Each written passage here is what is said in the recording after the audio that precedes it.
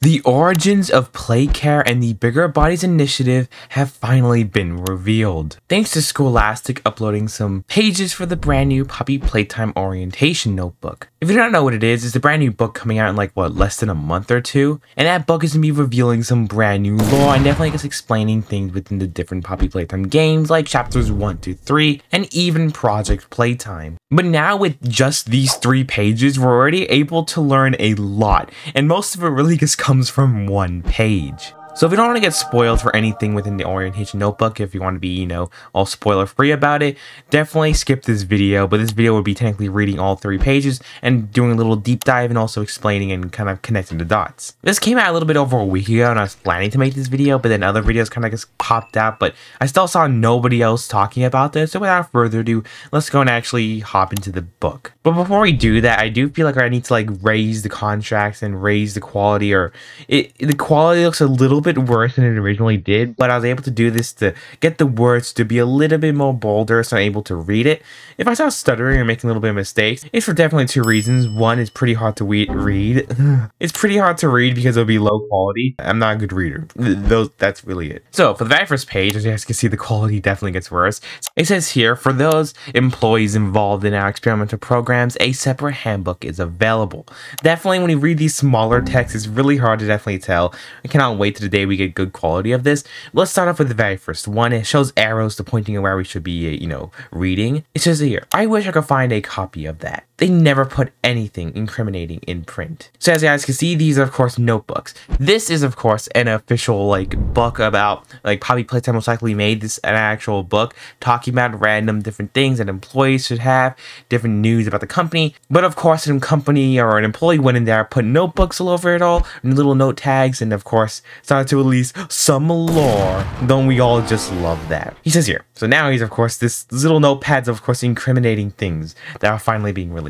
So the company was struggling after the Smiling Critters disaster. Profits were way down and there were troubles at the factory. Employees saw things they shouldn't have, and there were accidents leading to lawsuits. Dr. Sawyer figured we could solve all these problems with an experimental program, Giant Toys, with a lurking consciousness. He said he could create them, and they will work at the factory. I feel like certain senior employees should have asked more questions at this point, but they were desperate to turn the company around, and the doctor got to do whatever he wanted. He had a nursery full of orphans, and not one would know if anything happened to them. So that was the very first page. As you can definitely see here, it's very interesting here. It starts to talk about how the Bigger Bodies Initiative and also Playcare literally happened. We learned that we already know about the whole Smiling Critters disasters. We already know that the Smiling Critters, when they first came out, of course, Catnap got recalled because of the whole Nightmares thing, and it was literally on the news, and they had to literally pull them all out from the store.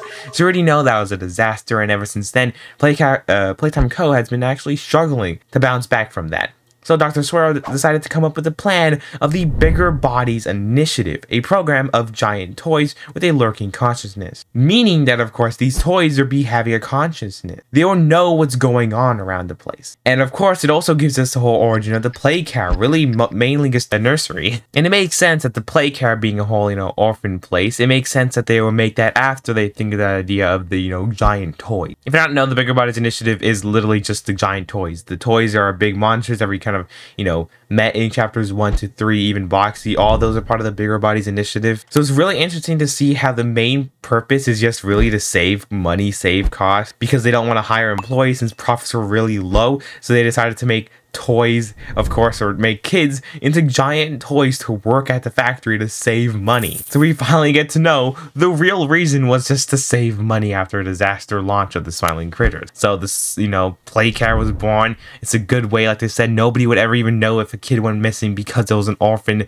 in the nursery. So it was just a perfect place for them to make their little project. So as you guys can see, this is definitely a really interesting page. Hey, this is the halfway mark where I like to ask you guys to please go and subscribe. If you already are subscribed or you don't want to subscribe, you can always just like the video or just comment on the video. I always reply to you guys, or just continue watching the rest of the video, or also sharing it. There's literally a lot of things you guys could do to help this channel out without just subscribing. But I do have a goal. I want to hit 50,000 subscribers before May 7th. Why? It's because it's my birthday. I don't really celebrate birthdays, but I would love to hit 50k. It'll be like a mini little birthday gift from you to me. We have only around 15 days, around 16-ish days left by the time I'm actually recording this, left to hit our budget, or our, not budget, our goal. And already hit 48k, just less than 2k away.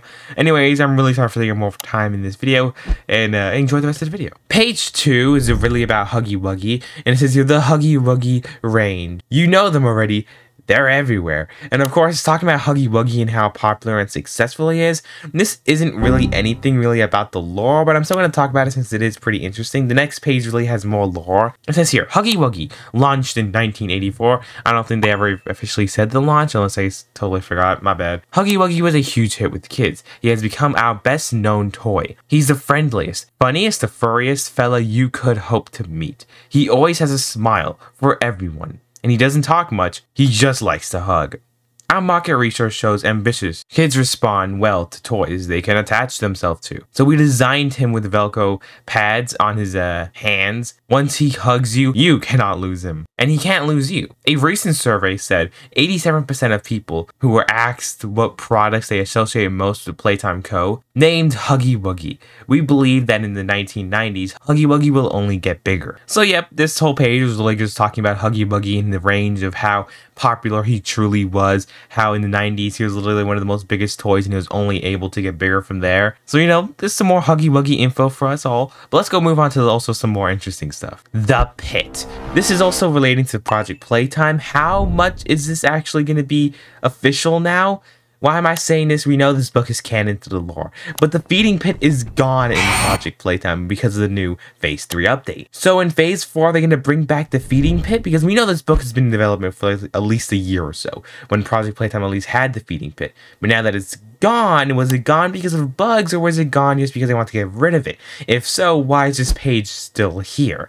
It says here, I should make a note about the feeding pit.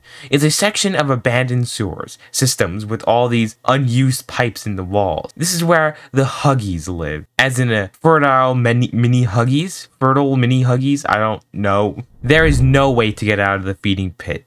Not by yourself. You can only hope people like you enough to pull you out if you happen to fall in. So yes, it explains the feeding pit and explains this is just a whole bunch of unused sewer systems around, and that of course it's the home to Huggies, or mainly to the mini Huggies as I mentioned here, exactly like we see in Project Playtime. And also you cannot get out on your own, exactly like in Project Playtime, unless someone goes and pulls you out if they like you enough. So yep, it literally just explains the gameplay mechanic, just explaining what it truly is and why it's there. It's explaining that it's the home of the mini Huggies, and of course it's the unused sewer system. Anyways, to me, if this video, let me know in the comments below what do you guys think about all the brand new lore. Yeah, we got some brand new little info for Huggy Wuggy, Project Playtime finally explaining the pit, and of course the biggest thing in the first page, explaining how the Bigger Bodies initiative started, why it started, what the Bigger Bodies were even used for, and of course how Playcare all started in the first place. This is very interesting to see, and if we could get this much lore in just these 3 pages, imagine how much we could get when the full book is released. So don't forget to subscribe, stay tuned, because when the full book does go and release, I will be doing an analysis or reading all the pages, looking at all the info. But luckily we already got these 3 pages now, so we don't have to do so much of a deep dive when we actually get the book in hand. I cannot wait to read this book to answer all the unknown and unanswered questions we have in Poppy Playtime. And maybe it'll even give us a lot more clues for Chapter 4, or maybe even who the prototype could possibly be. Don't forget to watch this video here, and see y'all next time.